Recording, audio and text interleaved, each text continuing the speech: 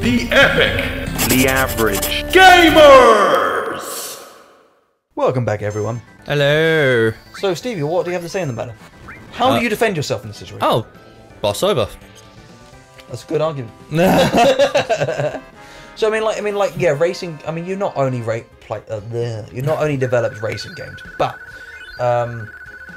in terms of like, you know, will it have an impact on your development? Like, can you see it happening that a composer comes up with a certain piece and you have to go back to your development saying, okay, this is a fantastic soundtrack. I've got to go back and work out the timing for this. All right. I'm talking about this from such pure naivety, of course. So what we do in the meantime, like during the prototype stage. Yeah, in the prototyping stage, we'd have temporary music, some form of chip tune or something like something. We design it with the music so you have in some mind. sort of temporary music there in place. And yeah, is that just racing games? Is that regardless? Oh no, it's all development. So all sort of like placeholder, everything. Early alpha development models will always have some sort of music of some kind to keep the kind of feel, mood of the game. So like if we're trying to explain to the player that they've done something which has caused something scary and terrible to happen, we will have a music shift of some kind. It might not be scary music at that point, but we will still have something to tell them that the state of play has changed and they now need to pay attention to what the fuck just happened. Is there any particular composers these fucking things that you haven't been involved in your games that you love to have music? Generally all the music I've worked with No, I'm sure like all your projects have been great. We have in-house sound designers and stuff. We have in-house sound designers. I'm sure you do, but I mean, my like, God, how many fucking limit breaks is she there having? A particular artist that you think I love to have those in my games? Like, whether it's an actual composer, whether it's like a musician, like a band or something, would you love? I don't know, because my music tastes vary so much. Do you get any say on the levels that you design? I have a lot of creative input. Do you actually get to say, I think this kind of music would be fucking awesome for this level, so do it? Yeah. Oh, really? That's cool. Generally, it's a consensus. Like, I'll make a point, and then people will either agree or disagree. So basically, I could just make loads of music and then give it to you, and you could be like, "Yeah, we need to put this guy's music in." Put it this way, Dan. You could probably get a job easy in the industry because every studio needs sound design. Aww. So Dan, there's your opening. And this is the end of Bastard's game. And when I say opening, he is spreading his butt cheeks. But, yeah, so yeah, you should definitely. Yeah, something to look into. Yeah, because I have no talents to offer you. There's a lot you said you want to get into production, so all you need to do there is... No, in the past, but my skills are beyond past it now. See, because what a lot of people don't know watching this... I think if there's one skill that I actually have carried over is I really understand story structure. I understand that much. Well, there's narrative designers. But that's about as far as my limit goes. I've got no proof to put behind it, though. I've got no examples to be able to show you. I mean, Dan can easily pull up music examples. Then make some. Make storyboards. See, because what people don't realise is storyboards are not amazing at creating stories and like writing scenes. And before we started doing this, we do like little kind of audio podcasty, which you won't be able to find now. Comedy. I've removed them. And you should get into Dungeons and Dragons, man. He would be an amazing DM. I may very well be, but I story structure is something I think I can. I'm a very modest person. I don't have a lot of skills, but if there's one thing I do feel like I understand story structure, and I understand what's relevant. I understand what works. I understand what's too much of a cliche. I'm not paying attention. But that is about the limit of what I feel like my skills can definitely say. But I do feel I understand the story structure more than anything else. But, you know, I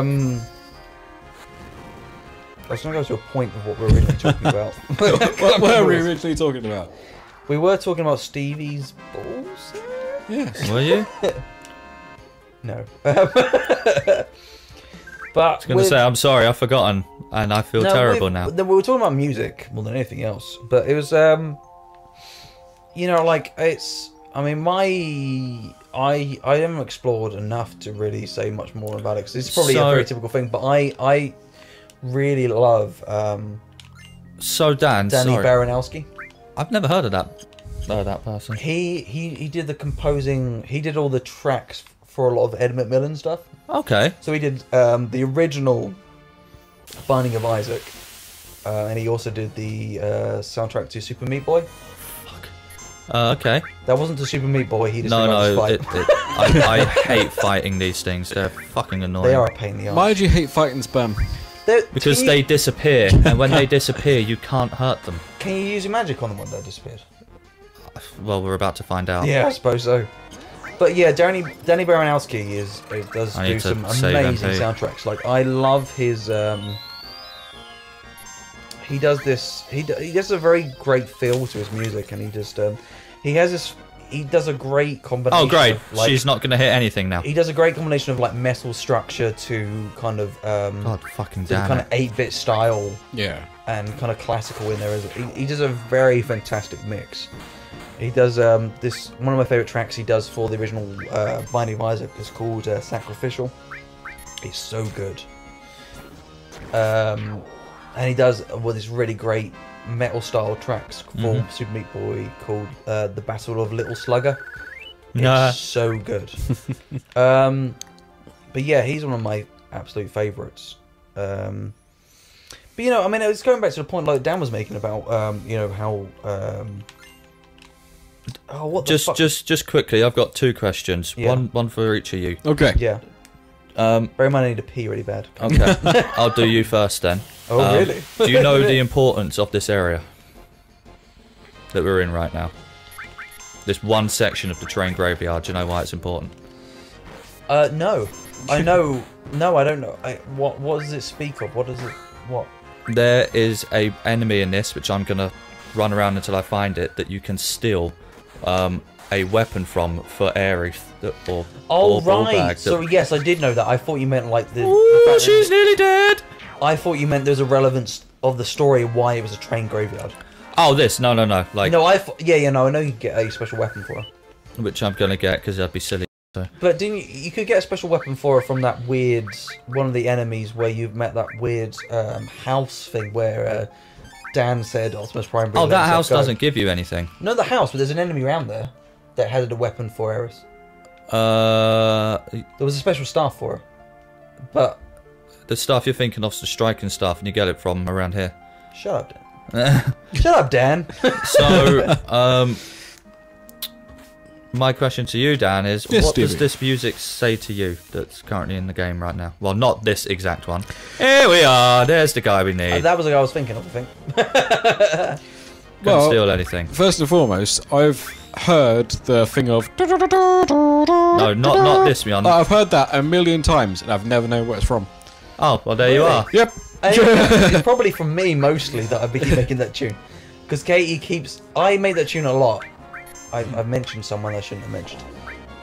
There's someone who I'm around a lot. She There who we must are. not be named. Who I keep making that noise around. Because you have not just won the Final Fantasy battle. I have! You just didn't see it. I really shouldn't use healing wind there, but I may as well get the limit break counter up. Might as well. But yeah, I mean, she's an important character. You need to invest everything you've got in her. Yeah. Yeah. so like, do you mean the music in the battle scene, or No, like the music in general? the area. Okay. Because in each area they've tried to express something of some kind. Okay, I'll have to wait till you killed him. Yeah, I this mean, guy's got a lot of health. even, And apparently a lot of moves. even right from the beginning of Final Fantasy, they really tried to make sort of a differentiation between each scene and each area, and they really try to set the mood and the tone of each area. I mean, even that kind of early 8-bit style in the first Final Fantasy, they really did a good job of it. What does it say to you, Dan? What does it say in you in just this battle mode? You're just in battle. It's pretty good. I'll give it that. Okay, it's ended now, so you've got to talk about the next area. Okay. Right. So I've just done all of that to get Aerith this stuff, which she's not gonna I mean, I can't tell you the amount of times I've had sex and had, finished and said. You have one of those buttons which you just smash. What, like the sex gong from I was thinking of the end of like when you complete the course on Ninja Warrior. And you smash the button and like loads of fireworks go off, and then Just smack myself in the face. right. See, to me, it's good. It builds like suspense and yeah. I would have made it seem a bit more darker because of what it is. This is a question for both of you. What is it? All right, for Dan, what is it about out of all the mediums? And because music crosses all mediums, why is it music appeal to you? And for Stevie, old boy, and Dan's going first, so shut your fucking mouth. Gives you time to think. Is it about games development that appeal to you more than getting involved in movies or animation or any other medium of that kind? So Dan, go. Okay, so you want to know why I like music? Essentially, why music as an expressional form as opposed to anything else like drawing or comic books or for story or novels? What is it about expression of music? Okay, that really does something this is going to sound like... and that's the end of this episode. I actually looked at the time to see if we had enough... Okay. I'm joking, but to me, Dan, go ahead. Everyone knows it's like the base form of communication. Yes. So, and... growing up, like you hear things of like, music, it tames the most wildest beasts and makes the most powerful men cry and makes people fall in love and touch each other inappropriately. Yeah, it gives me the rages of erections. But someone could say like the most amazing story in the world. You could like hear that story. Oh, cross slash. Like, oh my god, that's the most amazing thing in the world. But or it makes you go, cross slash. Yeah. But then you could hear the most like beautiful piece of music and it can make you remember things from your past. It can like I remember when I was like 15 I heard the Def Leppard song Animal. Yeah. And I went to my mum and I was like, Mum, what the fuck is this? I've heard this somewhere before. Why do I recognise it so much? And she goes, well, we used to listen to Def Leppard a lot when you were like from like up until the age of 4. Yeah. And I was like, wow, that's amazing. And just things like that, it can just embed itself into the back of your mind. Like you could say, for instance, if like someone sung you a song when you're a baby and then you heard that song again, like never hear it in your whole entire life, but you hear it again when you're older, like an old man, it would take you right back to that moment when you're a baby. I don't want to decipher anything you're saying. You are talking absolute amazing shit. But I just want to point out at this point in the game, this is when all shit's going down. Yep. Shit hit the fan. Someone just fell. And this is the point at which they're trying to collapse this section and the pillar's possibly going to fall. So maybe it wasn't a good choice to use Dick Ches as a name. Dick Ches, you remember my name? Well, nuts is up top. with a name like Dick Ches, you're going to remember anyone else's name. Mine's so fucking stupid. Anyway. Yeah, that's why I'm going up. Yeah, Bob Hay!